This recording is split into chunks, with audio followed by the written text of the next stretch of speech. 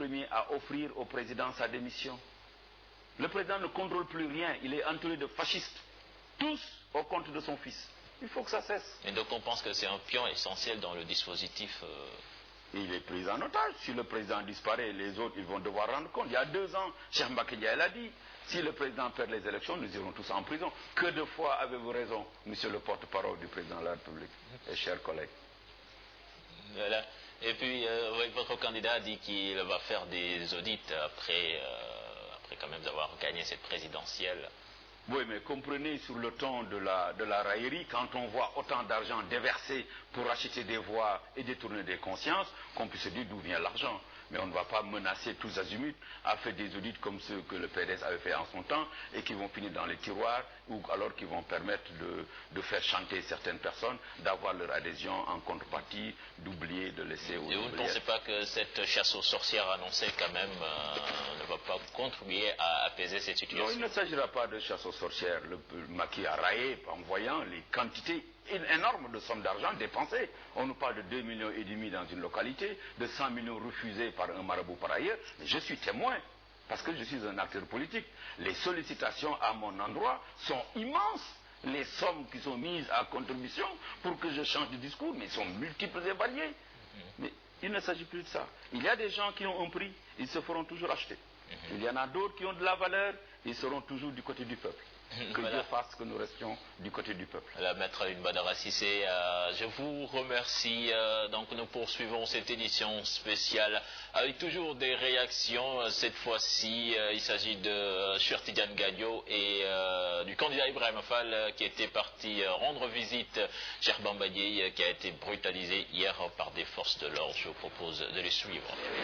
Suma xarit suma frère professeur Ibrahima Fall laa doon jéem a entrer en contact pour xool naka la ñu mën a def par rapport ak situation bi amoon place de l'indépendance ñi muy àndal informé ma ne jël na décision dem hôpital principal maa ngi leen donc naa ko fekk foofu pour ñu mën a waxtaan tuuti et puis surtout pour ñu rendre visite blessé yi fi nekk bañ ne li ñu gis daw na yaram des jeunes yoo xam ne am na kenn xam dañ ko gaañ ci bopp bon wat nañu benn partie bopp bi ñu ngi koy defal ay point de suture am na keneen koo xam ne am na ñaari impact de balle ci pied jambe gauche bi dafa mel ne ay balle en caoutchouc ou ay balle à blanc mais dafa mel dañ ko tiré ak doole ba benn bi def benn trou bu xaw am importance beneen bi vrai trou la def mais ce qui est extraordinaire mooy le stoïcisme bi xale bi jeune bi di wone bronché wul du tout aucune émotion gëm li mu doon def moo tax mu jàpp ne loolu ndogal la peut-être mais nangu na ko waxul ak ñun pratiquement lu bare sax sauf wane rek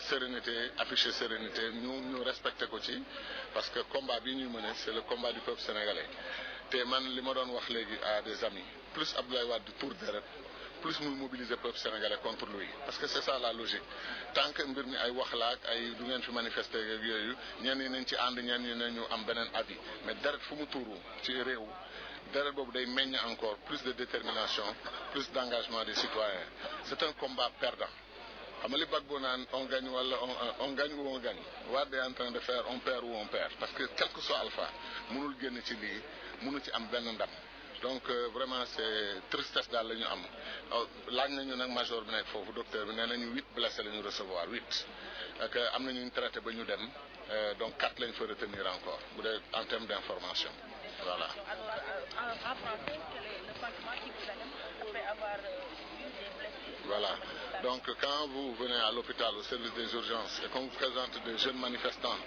qui ont été blessés par les forces de l'ordre, certains ont reçu des tirs de balles à blanc à bout portant. Et ces tirs ont été tellement durs, n'est-ce pas, que l'un d'entre eux a la jambe percée de part, disons pas de part et d'autre, mais percée de façon assez profonde. Et ce qui est remarquable, vous ressentez de la douleur et de la peine en voyant ces blessures, mais vous êtes tout de suite plus ou moins réconforté dans la justesse de votre combat quand vous voyez le regard de ce jeune qui est là stoïque, qui ne bouge pas et qui semble penser que c'est normal que ceci arrive dans le combat. Et il était tellement serein qu'il nous regardait, peut-être avec une certaine tendresse, avec une certaine affection, sans parler. Et ça nous a encouragés, ça nous a montré que ce que nous disons est absolument vrai. Une fois qu'Abdoulaye Wade commence à verser le sang des Sénégalais, il ne fera que mobiliser davantage les Sénégalais contre lui, contre son régime et contre ce qu'il tente de faire dans ce pays, c'est-à-dire un forcing pour réussir à obtenir un troisième mandat dont nous connaissons tous la finalité. Abdoulaye Wade, à 90 ans, pratiquement, ne peut pas faire exercer un autre mandat de 7 ans. C'est un défi à la biologie, c'est un défi à l'histoire, c'est un défi à Dieu lui-même. Donc, c'est un mandat par procuration. Il cherche un mandat pour quelqu'un d'autre que nous connaissons tous au Sénégal. Et on lui a dit que c'était une perte de temps, mais il semble croire que ce n'est pas une perte de temps. Et les Sénégalais se meurent. Les Sénégalais se meurent. Et demain, après-demain, le combat va continuer jusqu'à la victoire finale.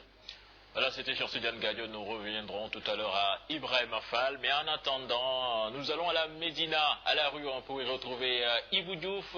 Ibou Diouf, bonsoir. Bonsoir, cher Tidiane. Alors, quelle est la situation là-bas? Compliqué, puisqu'on a constaté aujourd'hui des jeunes plus que jamais motivés. Ils sont face vraiment aux forces de l'ordre qui se sont déplacées en masse également. Mais jusque-là, je peux dire qu'ils sont un peu dépassés parce qu'à l'heure où je vous parle même, ils sont en train de reculer un peu.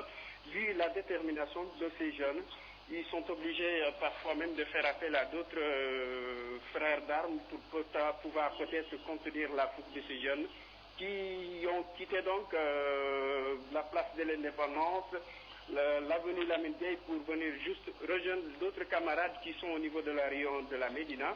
Et au moment où je vous parle, on a constaté qu'il y a des jeunes blessés et la Croix-Rouge s'active donc pour les évacuer dans les centres de santé pour peut-être qu'ils puissent recevoir les premiers soins. Mais au moment où je sais que vous entendez même les grenades lacrymogènes, c'est compliqué ici parce que les jeunes sont motivés, sont très motivés aujourd'hui, cher Tidiane. Voilà, Ibou nga soo ci mënee dellu si ci wolof rek yaa ngi foofu ca Médina rue 1 dafa mel ni yëf yi métti na foofu tamit. waaw ni nga ko waxee tar na ndaxte gone yi nekkoon place de l'Indépendance avenue Lamine Gueye ak béréb yi amoon fépp yëngu-yëngu dafa mel ni dañu ñëw rek jàppale si ñi nga xamante ne ñoo nekk fi nga xamante ne mooy rue 1 bu Médina fi ma nekk ni nag affaire yi mën naa ne tar na ndax ñi nga xam ne ñooy waay takk der yi daal tey am nañu liggéey ndaxte gone yi daal dañu ñëw en masse ñoom sax yenn saa dañuy gis ñu reculer mel ni ñuy daw dañuy def ci saay sax gis ñu ci foray xeer di sànni xaw ma seen armement moo jeex xaw ma nan laa koy waxee waaye daal tey daal am nañu liggéey li ma la ko mën a waxee Cheikh Tidiane. Voilà, Ibou Diouf ñi ngi lay jaajëfal xanaa nga toppal ñu ko rek kon dama leen di bàyyi ngeen déglu kii di Ibrahima Fall moom tamit comme Cheikh Tidiane Gadio mi ngi woon ca hôpital principal di Massawu kii di Cheikh Bamba Dièye nga xamee ni policiers yi dañu ko toroxaloon na démb foofu ca place de l'Indépendance.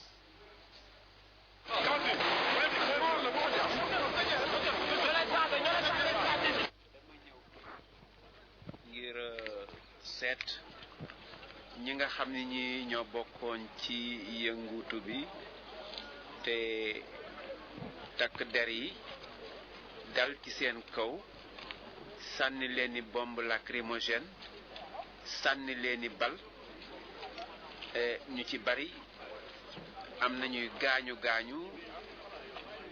juróom-ñett ci ñoom ñu ngi fii ci hôpital bi ñi war nañ leen a opéré ci bopp ñi dañ leen a dóor ay bal ñi ci des dañu leen a toroxal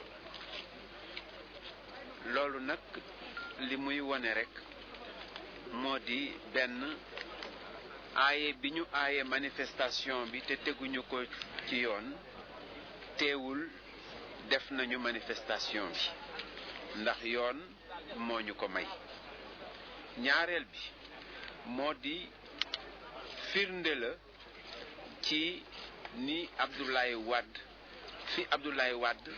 teg yoon fi Abdoulaye Wade ñàkk a jox yu worma yoon ndax manifestation bi ñu def dañu ko teg ci kaw yoon et ñi nga xam ni nag dañu gaañu ñëw nañu defan leen seet leen waaye li ñu gën a bett ci ñoom moo di ñoom seen Pastef dafa mel ni dafa gën a yokk sax bi ñu waxtaanee ak ñoom képp kuñ ci waxtaanal daf ni bu doon tey itam mu defaat ko rek te buy génn hôpital bi bu neexee yàlla dina ñëwaat def manifestation loolu nag li mu wone moo di ak dogu ak dëggu et loolu daal laa amoon ci li ñu fi indi ci hôpital. Tout à l'heure, on vous a vu foncer devant les policiers et quand ils ont tiré, ils ont même blessé un de vos militants. Est-ce que vous êtes enquêté de sa situation? Nous sommes venus le voir à l'hôpital et il a eu des soutures sur la tête et nous avons vu également 7 autres blessés et pour le moment ils sont en traitement au service d'urgence.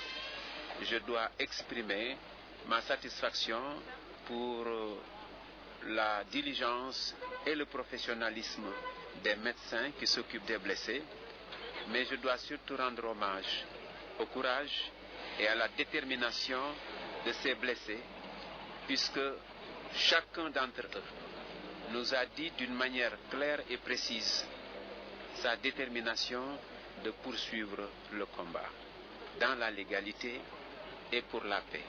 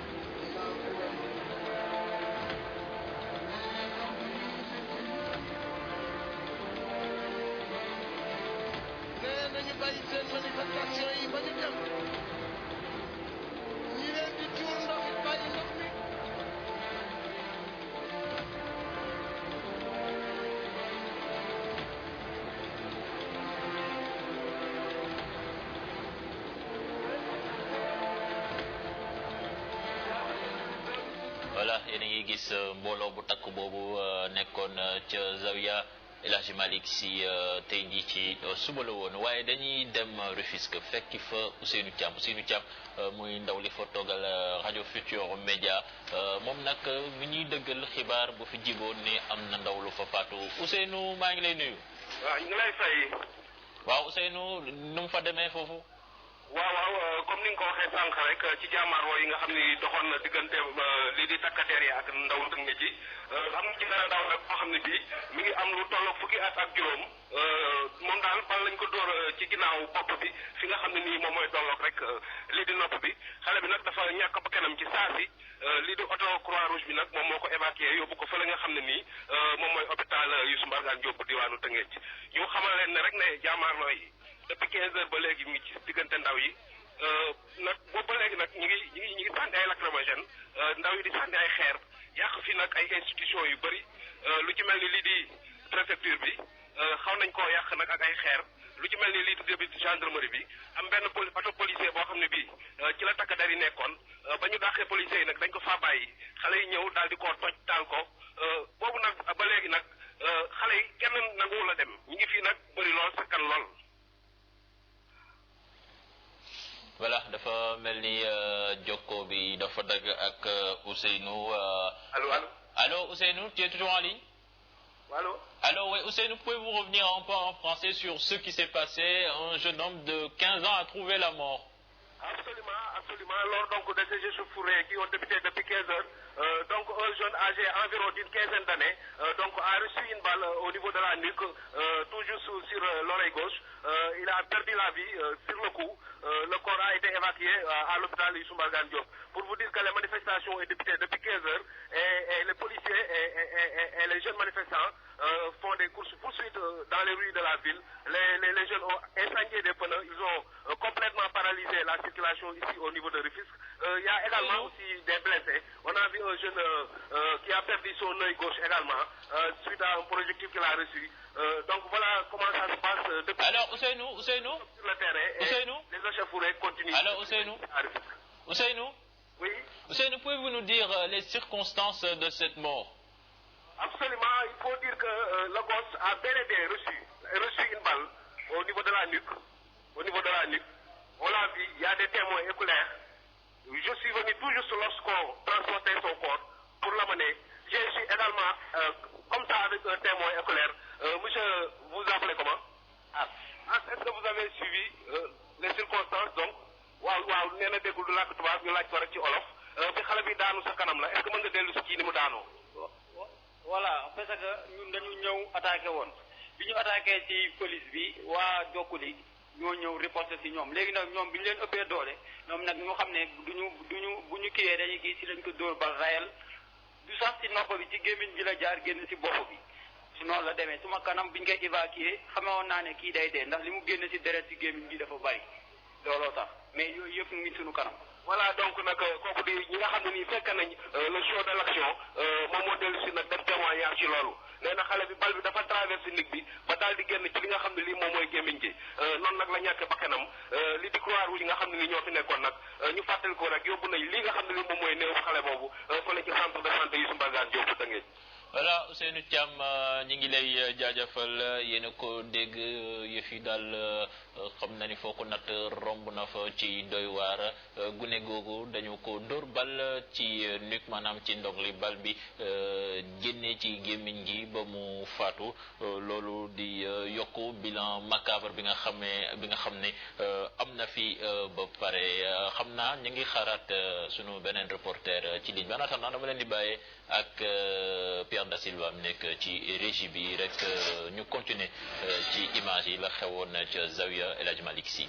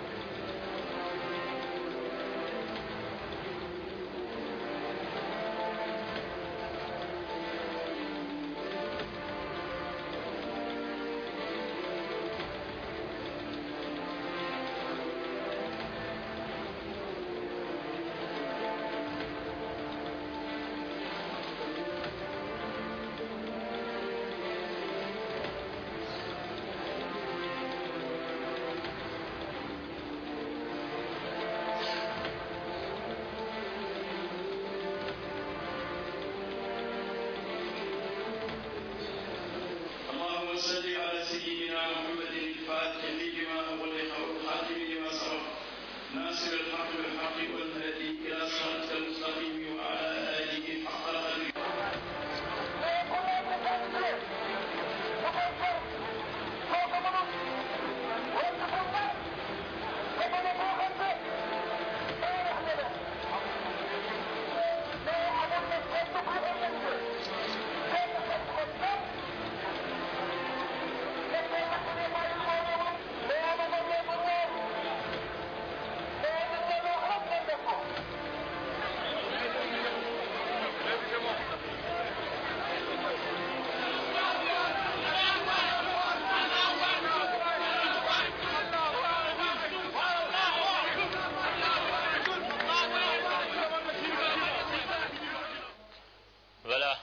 ñu dellu ci waat ci plateau bi dem ca Cambérène image yi sax ngeen di gis ni en direct fële ca Cambérène ki ñu fa teewal di Chérif Dia fekkee yaa ngi ñuy dégg Chérif dafa mel ni takk der yi la ñuy gis ni ñu taxaw groupe rek mel ni luy waaj a chargé. waaw Cheikh Tidiane Diaw ni nga ko waxee noonu la ci image yi nga gis nii en direct ñu ngi fii ci Cambérène tali bi jëm golf fii xale yi nag ñooy jàmmarloo ak waa gendarmerie ngeen gis waa gendarmerie nii daal di taxawaloo ngir aar xam nga gendarmerie nag moom li leen wuteeg police mooy ñoom duñ gaaw a intervenir quoi parce que sànq sax bi ma déggee seen commandant bi bu ndaw yi leen jiite bëggee dem songu xale yi da leen daan ndànk def leen ndànk ba tax ngeen gis nii ñuy joor xeer yi dañuy nag bala ñoo songu nag dañuy nag ba nga xamante nii wér na leen nii xale yi dajaloon nañ ngir ñu dem mais sax bu ñuy tiire sax ci kaw leen tiire gis ngeen ni lacrymogène ñu ngi tiire pour tasaare leen yéen a ko gis nii lii nag li ko jiitu mooy waa Cambérène ci boppam ñoom ñoo génnoon di ñaxtu daal di taal pneu yi boor ba li nga xamante ni moom moo jëm ca esplanade ba ñoom nag ñoo mujj bi daanaka dañoo arrêté après ndax kilifa gi maanaam seen kilifa diina gi moom mu joxe ndigal ngir ñu dakkal manifestation yi ba tax waa Cambérène ñoom dakkal noonu ko ba ñibbi waaye bi ñu ko dakkalee nag ci la beneen xeetu manifestation daal di jóg mooy ñi ngeen gis nii gone yi ñoom parcelle lañ dëkk ñoom it daal di génn di manifester ak waa gendarmerie yéen a ko gis nii sax ñu ngi sànni ay xeer waaye terewut waa gendarmerie ñoom yore lacrymogène yi xam naa pour repousser leen moom moo tax ñuy tiire gis ngeen ko nii mën ngeen a déglu sax tuuti ambiance bi.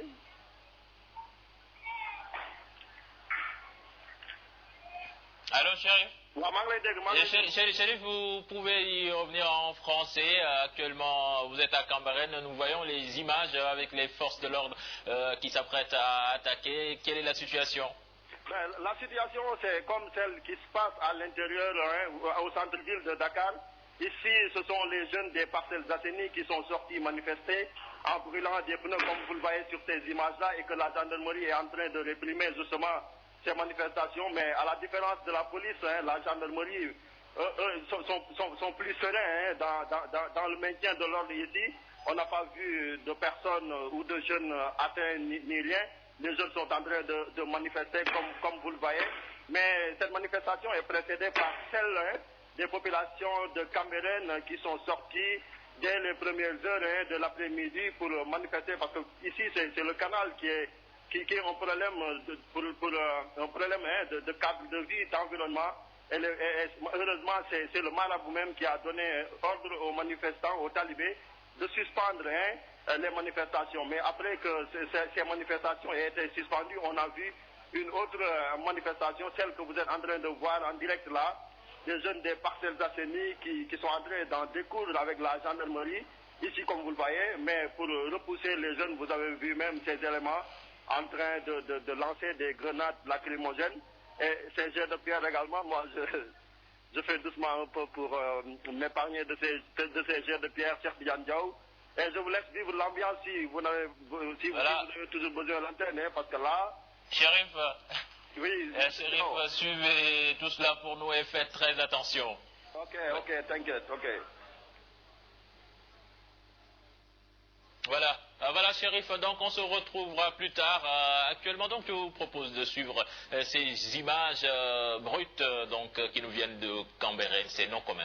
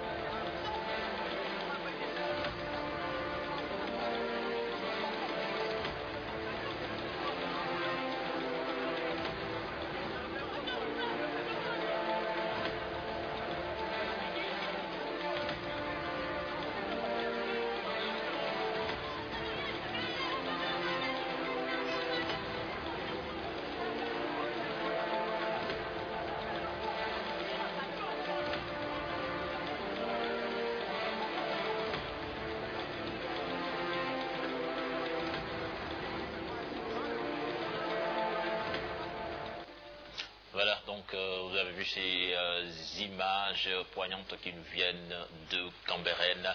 Et je reçois sur ce plateau Moussa Tine de l'Alliance Pencho. Moussa, bonsoir. Bonsoir. Alors Moussa, on est vraiment au Sénégal là. En tout cas, pas le Sénégal de nos rêves. Je crois que c'est pas le pays qu'on était en train Alors, Moussa, de construire tous, parce que oui, je suis encore capté, tout mon temps est capté par les images. C'est sûr. Quand on dit tout de suite qu'il y a un jeune qui vient de rendre l'âme à Rufisque.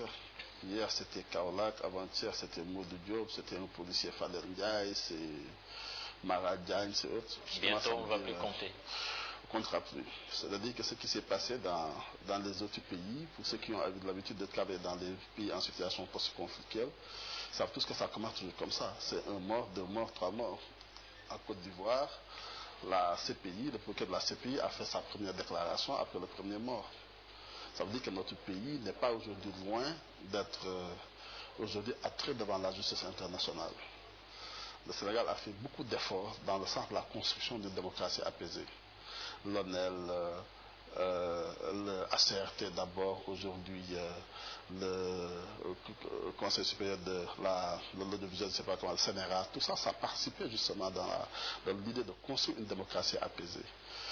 Nous y avions travaillé, on s'est beaucoup donné, il y a eu beaucoup de luttes que nous avons menées dans ce pays-là pour en arriver à ce niveau-là. Même la nomination d'un général à la tête du ministère de l'Intérieur, c'était pour avoir un jeu politique qui soit à l'abri justement de la contestation. La réforme de 92, c'était ça, lorsqu'on a voulu confier la chose électorale, la gestion de la chose électorale au Conseil constitutionnel. Lorsqu'on a voulu impliquer la magistrature dans l'observation, la surveillance, mais aussi le contentieux électoral, c'était aussi pour cela. L'isoloir participait justement à cela. Ça veut dire qu'aujourd'hui, avec ce qui est en train de se passer dans notre pays, on est en train de reculer de plusieurs décennies. C'est-à-dire que le sens de notre histoire, on est en train aujourd'hui de prendre le contre-pied de tout cela. Rien que les gens qui sont décédés entre 2000 et aujourd'hui, ceux qui avaient élu Abdoulaye Wade, si vous les reviez aujourd'hui, je suis sûr et certain qu'ils ne reconnaîtraient pas leur pays. Voilà, Moussa, mais on a tendance à l'oublier, mais aujourd'hui quand même, c'est jour de vote. Oui. Il faut même peut-être s'en désoler. Moi, je suis vraiment désolé quand on continue aujourd'hui à parler de vote, alors que hier, quelqu'un est mort, aujourd'hui, quelqu'un est mort. Hier, on s'est levé le matin, on nous a dit que quelqu'un est mort à Kaolack. Ensuite, on a commencé à faire la relation du vote et l'autre. Qu'est-ce que nous sommes en train de faire? Nous sommes en train de poursuivre dans un sens avec un processus plein de contentieux. Nous n'avons pas encore dépassé le contentieux de la candidature d'Abdoulaye Wade. Ça, il faut quand même qu'on se le dise très clairement. Et nous sommes à une semaine de l'élection présidentielle. C'est-à-dire qu'aujourd'hui, même dans les différentes chapelles politiques, les gens ne savent pas ce qu'il faut faire. Les uns sont en train de faire campagne, les autres sont encore à Dakar. On a des problèmes pour faire l'acte de propagande. C'est-à-dire se présenter dans le lieu de son choix, convoquer un meeting et parler au Sénégal. Okay, Moussa, excuse, je reviens à vous tout à l'heure. Dañuy dem ba Kaolack fekki Fatou Kiné Deme moom nag dafa àndoon ak candidat Ousmane Tanor Dieng demoon nañ sax jaale ji ndaw la fa génn àdduna Dramé moom Fatou yaa ngi may dégg? waaw maa ngi lay dégg waaw Abdoulaye. waaw Fatou est-ce que mën nañu xam situation bi foofu? waaw effectivement mën nañ ne candidat Benno ak Tanor amoon na jot na amal benn semi meeting fi nga xamante ni moom mooy mairie bu Kaffrine waaye laata loolu demoon na fi nga xamante ni moom mooy Gandiaye nekk ci 110 kilomètres de Kaffrine jot na waxtaan ak njabootu ki nga xamante ni moo génn àdduna ñu gën ko xam ci Mara Diagne moom nag mi ngi faatu ni ki aljuma bi gannaaw ba nga xamante ne rek dañu ko dóor bombe lacrymogène moom nag hémorragie daal la mujj faatoo ca l'hôpital ba mu yegsee foofu nag moom Ousmane Tanor Dieng jot na waxtaan ak njabootu ki nga xamante ni moom mooy Mara Diagne liñ ko xamal nag mooy dinañ porter plainte contre X la ñu wax ci noonu it kii di candidat Tanor Dieng moom nee na dina leen jàppale ak pool d'avocat boo xamante ne daal moom la fas yéene kon tëral ngir jàpp